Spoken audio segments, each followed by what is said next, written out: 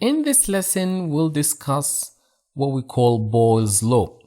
So this physics law saying that at a constant temperature and constant volume, the pressure is inversely related to volume. What do I mean by this? As I said, let's say I have a constant temperature. I have this balloon filled with 100 cc of air. If I stretch the balloon and the balloon volume becomes bigger, the pressure inside the balloon will drop, and the opposite is true.